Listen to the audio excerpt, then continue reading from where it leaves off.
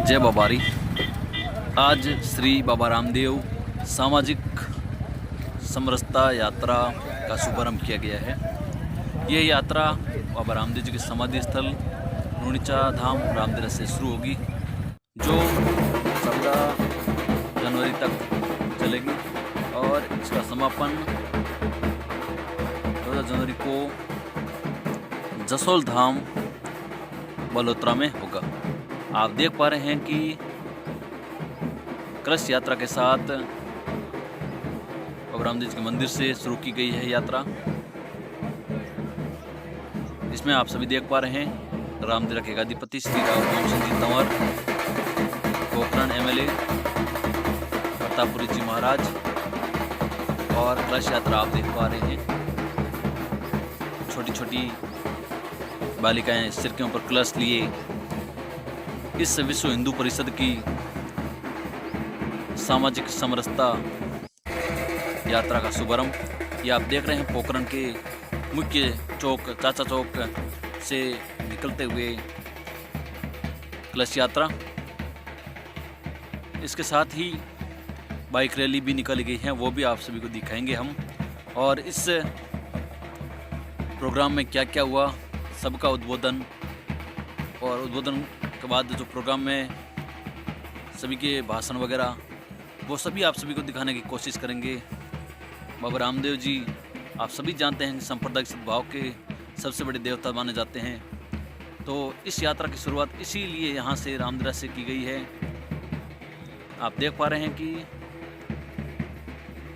जोत के साथ बाबा रामदेव जी के मंदिर से शुरू की है और इसका समापन जसोल धाम में होगा। यह यात्रा 8 दिन तक चलेगी, आज से शुरू होके 14 जनवरी तक।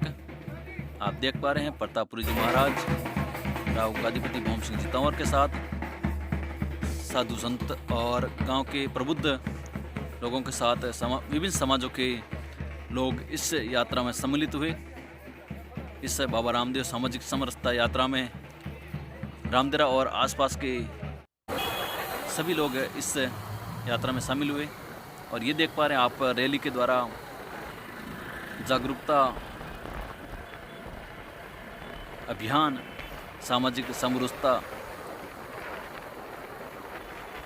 एक तरफ कलश यात्रा निकाली गई थी, दूसरी तरफ बाइक रैली निकाली गई थी, जो दोनों आके रामदेरा के मेला चौक ग्राम पंचायत रामदेरा के पास दोनों एकत्रित हुई और वहाँ से इस प्रोग्राम की विधिवत शुरुआत हुई।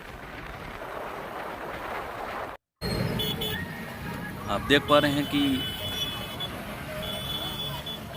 गाड़ी सजी हुई है और साथ में बाइक रैली में हजारों लोग शामिल हुए इस यात्रा में।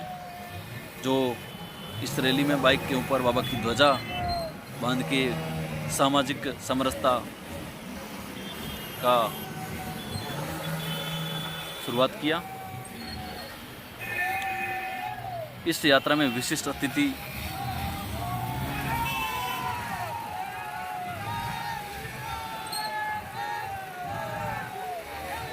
राव श्री भौम सिंह जी तंवर, सांगी दास जी भील, गोवर्धन राम जी जयपाल इत्यादि मौजूद थे।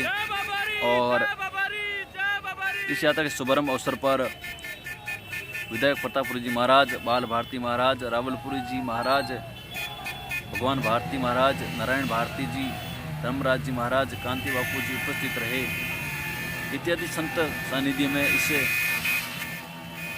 यात्रा का शुभारंभ किया जा रहा है।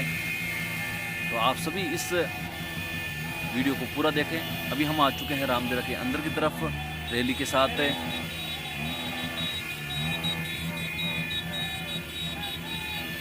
आप सभी देख पा रहे हैं भगवा ध्वजा के साथ बाबा की ध्वजा लहरा रही है साथ में, क्योंकि बाबा रामदेव जी सांप्रदायिक सद्भाव के सबसे बड़े देवता माने जाते हैं। उन्होंने छुआछूत, ऊंच नीच के भेदभाव को समाप्त किया था। इसी कारण इस यात्रा की शुरुआत विश्व हिंदू परिषद ने के बाड़मेर विभाग ने रामदेव से इस यात्रा का शुरुआत किया। अभी हम आ चुके हैं मेला चौक के पास ही और वहाँ से पूरा संपूर्ण प्रोग्राम आप सभी को हम लाइव दिखाने की कोशिश करेंगे। तो आप इस वीडियो को ज़्यादा से ज़्यादा शेयर करके इस बाबा रामदेव सामाजिक समरसता यात्रा प्रोग्राम को ज़्यादा से ज़्यादा लोगों तक पहुंचाने का प्रयास करें, ताकि एक विश्व, एक हिंदू एकता का संदेश पूरे विश्व भर में जाए। यही इस यात्रा का उद्देश्य है। आप देख पा रहे हैं कि वैन कैसी सजी हुई है और यहाँ पर प्रोग्राम शुरू किया गया है। सामाजिक समरसता बाबा रामदेव बाइक रैली आ चुकी है मेला चौक रामदेवरा।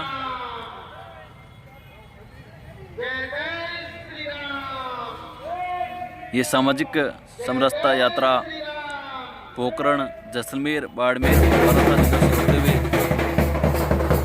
14 जनवरी को वडोदरा के जसोल धाम में संपन्न होगी।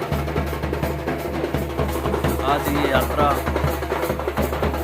रामदेवरा से लोहार की में बाबा रामदेव की कर्म स्थली रामदेवरा की धरा से यह यात्रा निकाली जा रही है। यह यात्रा बाड़मेर विभाग के विभिन्न गांवों से होकर 14 जनवरी को जसोल धाम में इस यात्रा का समापन किया जाएगा। इस कार्यक्रम में पधारे हुए पूज्य संतगण, पोखरण जिले के विभिन्न गांवों से पधारे हुए सभी महानुभावों, माता बहनों का इस कार्यक्रम में आप सबका विश्व हिंदू परिषद पोखरण जिले की तरफ से हार्दिक अभिनंदन, स्वागत।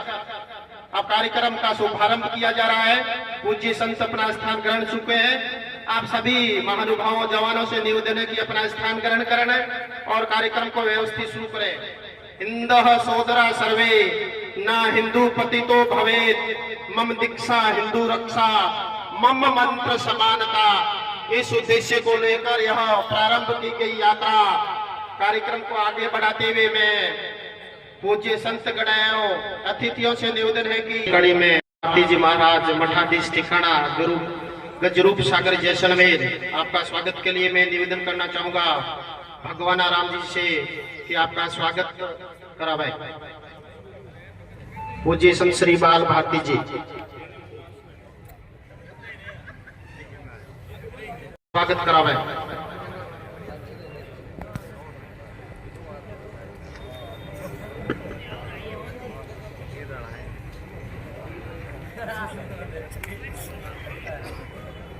कार्यक्रम की अगली कड़ी में विरमदेवरा राव किशोर सिंह जी ठिकाना विरमदेवरा, आपके स्वागत के लिए मैं निवेदन करना चाहूंगा धनाराम जी भील, श्री किशोर सिंह जी राव का अभिनंदन है, स्वागत करावे।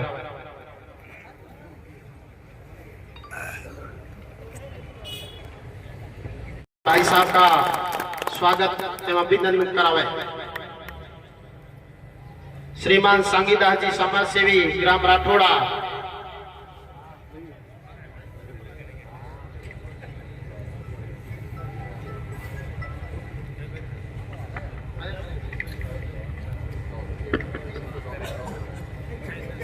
पीछे जो भी खड़े हैं महानुभावों से हाथ जोड़कर करबद्ध निवेदन है कि अपना स्थान ग्रहण करें।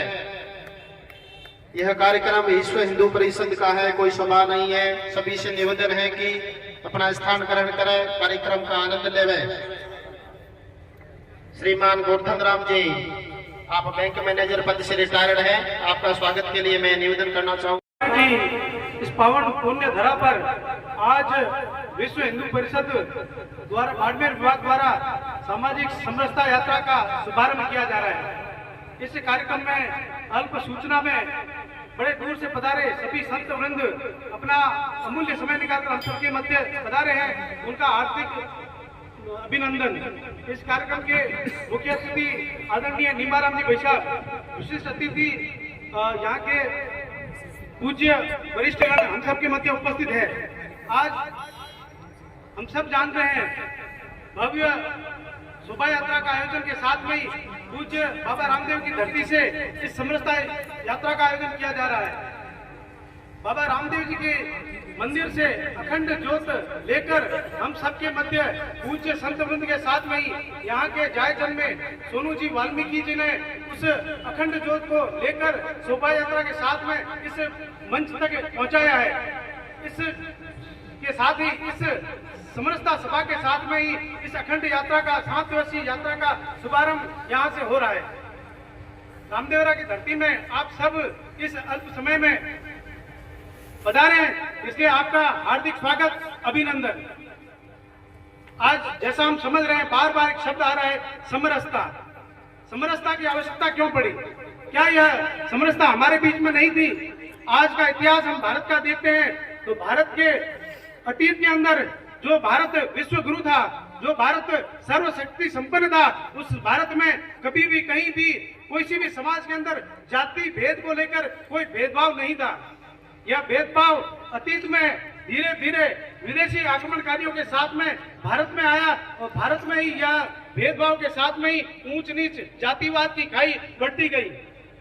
इस बढ़ती खाई के कारण ही भारत भूमि के अनेकों अनेकों टुकड़े हुए। आज का भारत अतीत का एक बहुत बड़ा विशाल भूभाग था और यह करते करते आज बहुत छोटा क्षेत्र हमारे पास रहा है। जहां भी हिंदू समाज जातियों में बटा, हिंदू समाज कम हुआ, वहां धीरे धीरे धीरे भारत के टुकड़े हो गए और यह जातिवाद भारत की संस्कृति को नुकसान पहुंचाएगा। अतीत में अनेकों संतों ने इस भाव को समझा। अनेकों बोलो बाबा रामदेव जी महाराज की जय हो, काली बाई की जय हो, सब संतन की जय हो, मेघ भगवान की जय हो, सनातन धर्म की जय हो, गौ माता की जय हो, भारत माता की जय हो, अपने अपने माता पिता गुरुदेव की जय हो। विषम परिस्थितियों में जब मुगलों का राज था, तब हमारे समाज को एक सूत्र करने के लिए उस समरसता की यात्रा को प्रारंभ करके हमें वो संदेश दिया था जो ऋषियों ने, मुनियों ने, सिद्धों ने, साधकों ने पूर्व में दिया था। उसी परंपरा का निर्वहन करने के लिए आज फिर विश्व हिंदू परिषद बाड़मेर संभाग उसी पथ पर चलने के लिए हम सबको प्रेरित कर रहे हैं। और हम सबके बीच में सौभाग्य है, माननीय क्षेत्रीय प्रचारक आदरणीय भाई साहब निबारम जी भी पधारे हैं और क्षेत्र के तपस्वी मनस्वी संतों की सानिध्य में ये जोत पुनः समाज की चेतना के लिए, समरसता के लिए और अपने सकारात्मक काम करने के लिए, प्रेरित करने के लिए, प्रेरणा देने के लिए प्रारंभ हो रही है। साथ में उस समय के गांव के प्रबुद्ध लोग, उस समय उस समाज के प्रबुद्ध लोग किस धारा में बह रहे थे, कहां खड़े थे, 100 वर्ष बाद उनको याद किया जाएगा। जिस प्रकार हमारे महापुरुषों को, रामदेव जी को याद किया जा रहा, उन विषम परिस्थितियों में बाबा रामदेव जी खड़े होकर के समाज के लिए समरसता का सूत्र दे गए। ठीक ऐसे आज के इतिहास के पन्नों पर जो इसके साथ सकारात्मक भाव के साथ में खड़े हैं, उनको भी याद किया जाएगा। इसलिए स्वर्णिम युग है। हम सबको उस क्रांति को, उन विचारों को जो अति आवश्यक है इस समय, क्योंकि भारत पुनः खड़ा हो रहा है, इसमें भूमिका निभानी हमारा कर्तव्य है। यदि नहीं निभाओगे तो भी इतिहास लिखा जाएगा, निभाओगे तो भी इतिहास लिखा जाएगा। निभाएंगे उनका इतिहास क्या होगा, जो नहीं निभाएंगे उनका इतिहास क्या होगा, मुझे कहने की आवश्यकता नहीं है। इसलिए जिस पथ पर हमारे महापुरुष चले हैं, अब आवश्यकता एक ही है कि सर्वे हिंदू सहोदरा के भाव से हम एक ही जाजम पर बैठ कर एक सूत्रात्मक हमारा संदेश दें कि जो हमारे महापुरुष बता गए उस मार्ग पर चलना ही हमारा धर्म है, हमारा कर्तव्य है और ये चलना ही आवश्यक है। जिन परिस्थितियों के अंदर अब हम खड़े हैं, इन परिस्थितियों की चुनौती भी स्वीकार हमें करनी है और इसको साकार रूप भी देना है। तो कर्तव्य बनता है, तो केवल वर्तमान पीढ़ी का बनता है, मठ के महंत का भी बनता है, व्यापारी का भी बनता है, अधिकारी का भी बनता है, समाज के मुखिया का भी बनता है कि जब देश खड़ा हो रहा था, विश्व गुरु बनने की तरफ अग्रसर हो रहा था, शक्ति बनने की तरफ खड़ा हो रहा था, तब हमारी भावनात्मक जुड़ाव का होकर के हम देश के साथ क्या खड़े थे। आइए हम कृत संकल्प होकर के हमारे महापुरुषों के बताए हुए रास्ते पर चले, चल करके अपने कर्तव्य का निर्वहन करें, क्योंकि इसकी आवश्यकता है। जिन परिस्थितियों में हमें खड़ा होना, हमें स्वयं को खड़ा होना है। मैं ज्यादा ना कहते हुए इतना ही कहूंगा कि भाई मानसिक विकृति हमारे अंदर से निकालनी है और जब मानसिक विकृति निकलती है तो साक्षात स्वरूप दिखता है, वो हमारा असली स्वरूप है।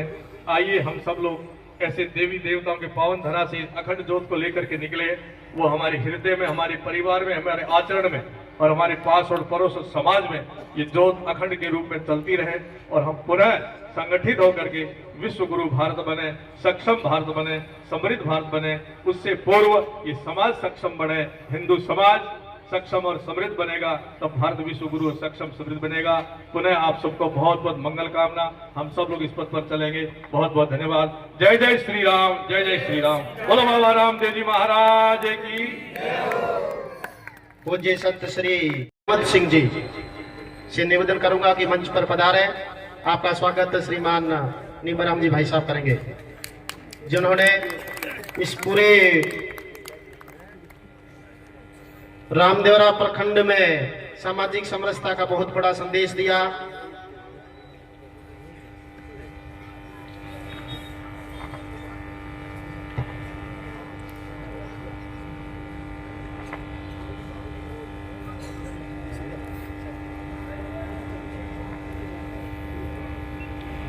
इस सम्मान के बाद मैं निवेदन करना चाहूंगा श्रीमान नीमाराम जी भाई साहब से कि वो अपना उद्बोधन हमें प्रदान करावे। श्रीमान नीमाराम जी भाई साहब।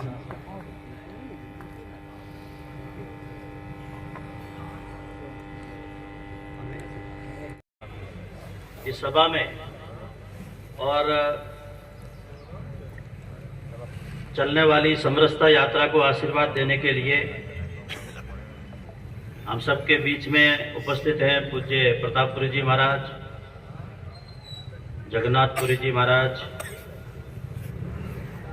बाबा रामदेव जी महाराज के वंशज राव जी महाराज, उपस्थित समस्त पूज्य संतों के चरणों में नमन। कार्यक्रम में मंच पर विराजमान समस्त विशिष्ट जन, सभा में उपस्थित प्रबुद्धजन, माता भगिनी। तो आज के इस कार्यक्रम का उद्देश्य हमारे सामने रखा गया है, लेकिन आज जब हम समरसता की बात करते हैं तो समरसता भाषण का विषय नहीं है,